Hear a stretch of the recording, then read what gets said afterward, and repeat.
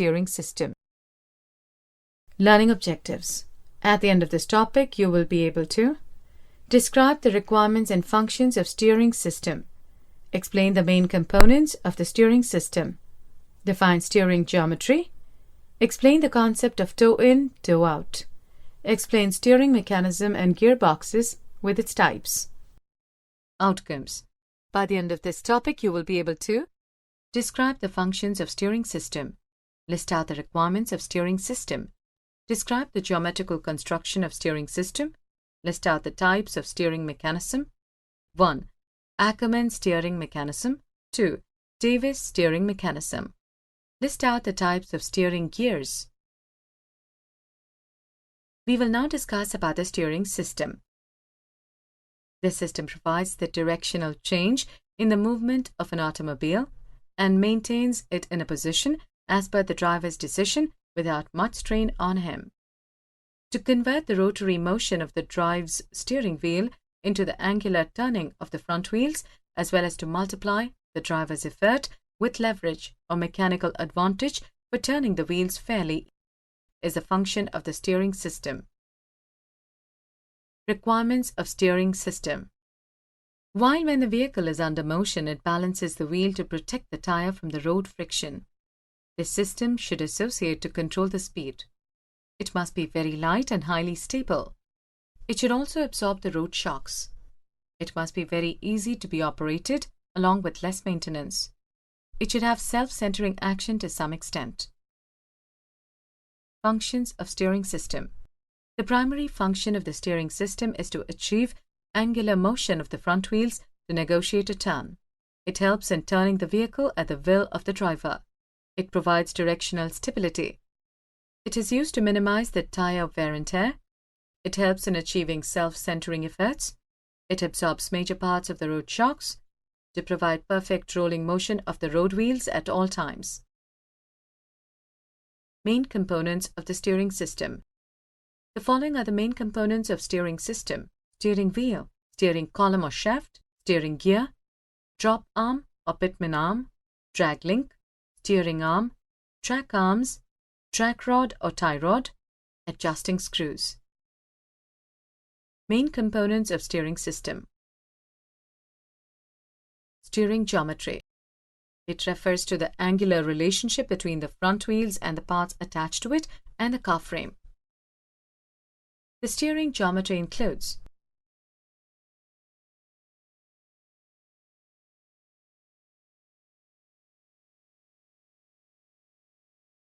caster angles. This is the angle between the backward or forward tilting of the kingpin from the vertical axis at the top. This is about 2 degrees to 4 degrees. The backward tilt is called positive caster. The forward tilt is called negative caster.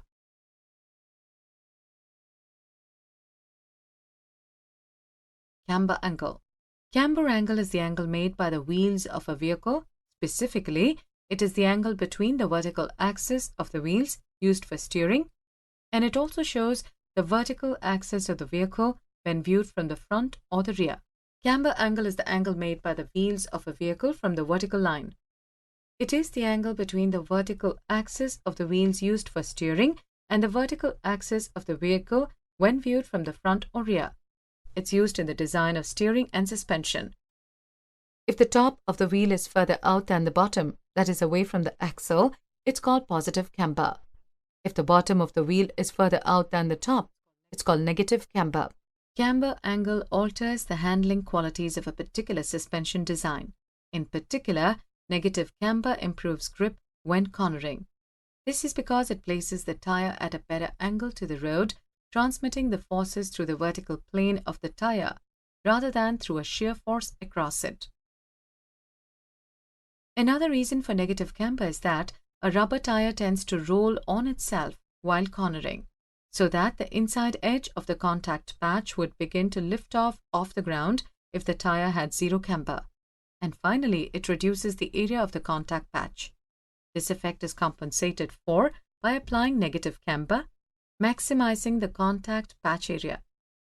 Note that this is only true for the outside tire. During the turn, the inside tire would benefit most from positive camber.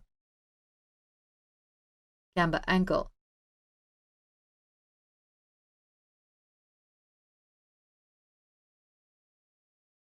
Kingpin Inclination. It is the angle between the vertical line to the kingpin axis. The inclination tends to keep the wheels straight ahead and make the wheels to get returned to the straight position after completion of a return. This inclination is normally kept 7 degrees to 8 degrees. The kingpin is set at an angle relative to the true vertical line as viewed from the front or back of the vehicle. This is the kingpin inclination or KPI, also called steering axis inclination or SAI. SAI is non-adjustable since it would change only if the wheel spindle or steering knuckles are bent. This has an important effect on the steering, making it tend to return to the straight ahead or center position. This is because the straight ahead position is where the wheel is at its highest point relative to the suspended body of the vehicle. The weight of the vehicle tends to return the kingpin to this position.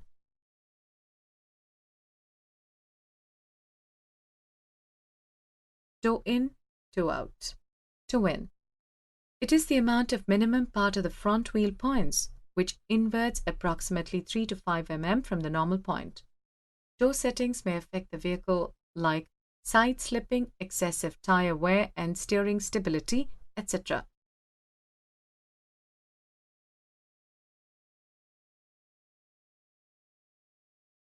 Toe out. It is the difference in angles between two front wheels and vehicle frame during turning. It's used to prevent dragging of tire during turn. Positive toe or toe in is the front of the wheel pointing in towards the center line of the vehicle. Negative toe or toe out is the front of the wheel pointing away from the center line of the vehicle. Toe can be measured in linear units at the front of the tire or as an angular deflection. In a rear-wheel drive car, increased front toe provides greater straight-line stability at the cost of some sluggishness of turning response. The wear on the tires is marginally increased as the tires are under slight side slip conditions. On front-wheel drive cars, the situation is more complex.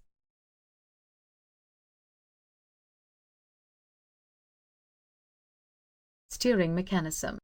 The steering gear mechanism is used to change the direction of two or more of the wheel axles with reference to the chassis, so as to move the automobile in the desired path. The steering is done by front wheels and back wheels remain straight and do not turn. The condition for correct steering is that all the four wheels must rotate about the same instantaneous center, which lies on the axis of the back wheels.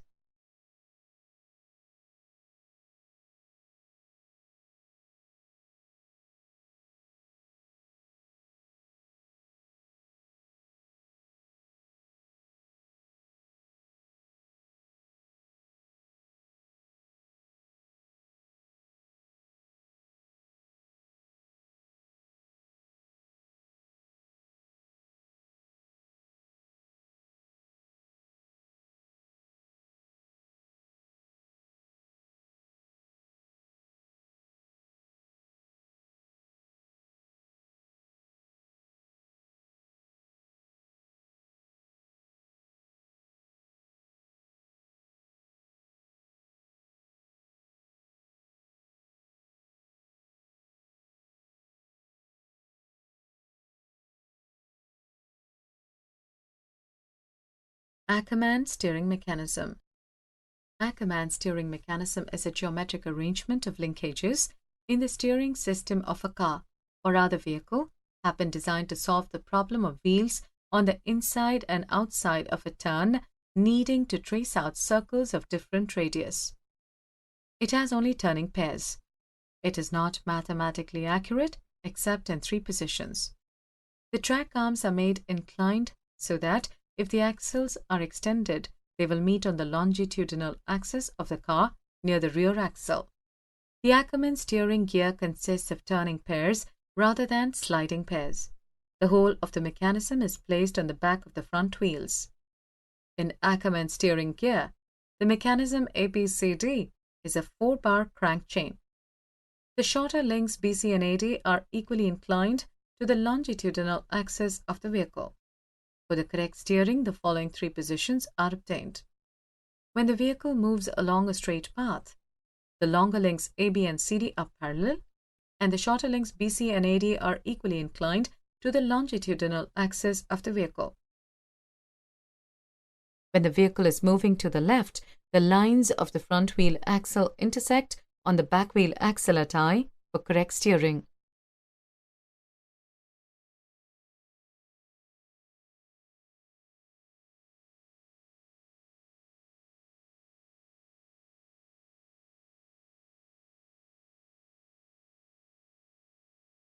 Rack and pinion steering mechanism. The rack and pinion gear set does two things.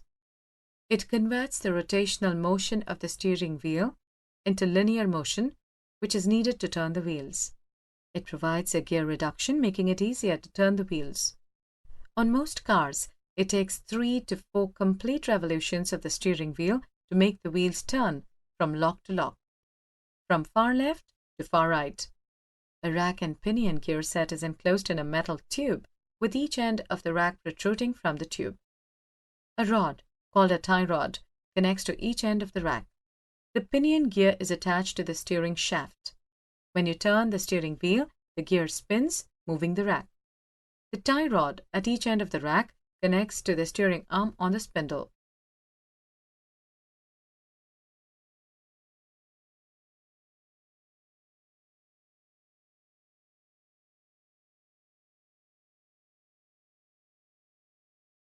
Davis steering mechanism.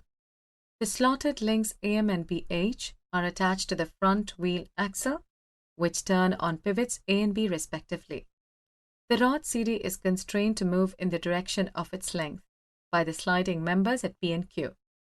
These constraints are connected to the slotted link AM and BH by a sliding and a turning pair at each end. The steering is affected by moving CD to the right or left of its nominal position. Steering gearboxes.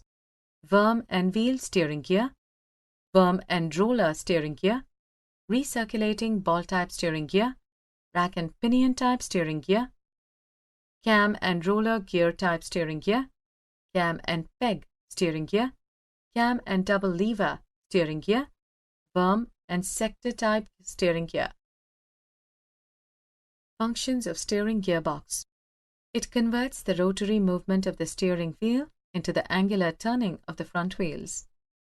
It also multiplies driver's efforts and gives mechanical advantage. The steering wheel is connected directly to the steering linkage. It would require a great effort to move the front wheels. The steering box guides the motion of the steering wheel to guide the vehicle in a straight direction. Worm and wheel type. This type of steering gear has a square-cut screw threads at the end of the steering column, which forms a worm. At the end of it, a worm wheel is fitted and works rigidly with it. Generally, covered shaft is used for worm wheel. The worm wheel can be turned to a new position. The drop arm can be readjusted to the correct working position. Recirculating ball type. In this type of gearbox, the endless chain of balls are provided between the worm and nut members.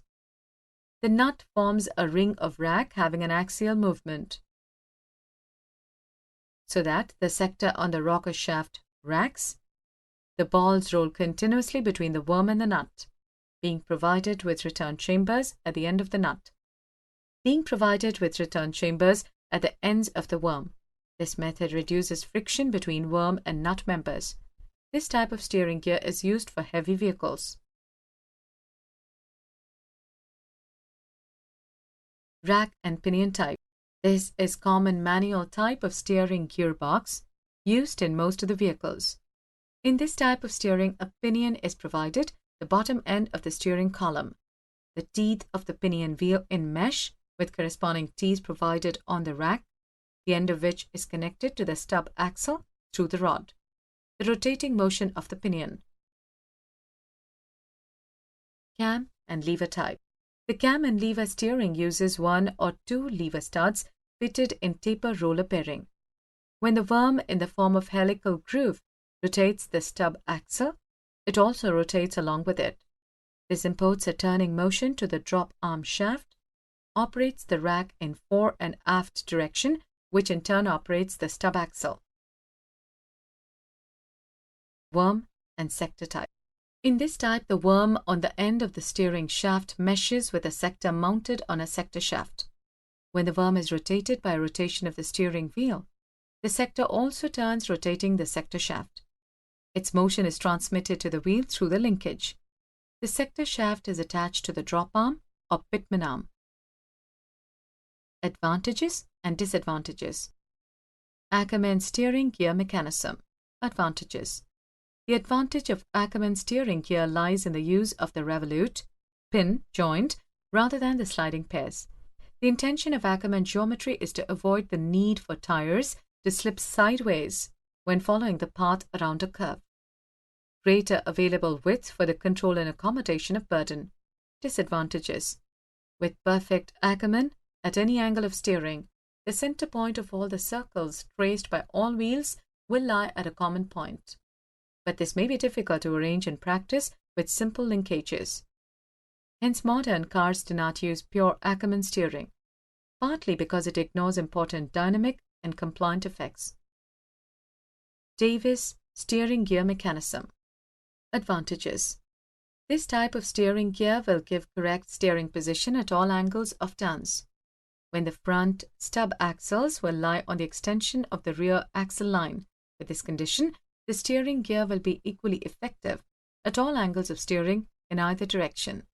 Disadvantages. The sliding pair has more friction than the turning pair. Therefore, the Davis steering gear will wear out earlier and become inaccurate after a certain time. Summary. Let's summarize the topic. Steering system provides the directional change in the movement of an automobile and maintains in a position as per the driver's decision without much strain on him. Steering geometry refers to the angular relationship between the front wheels and parts attached to it and the car frame. The angle between the wheel axle to the vertical line at the top is called Camber Angle. It's approximately ½ degree to 2 degree.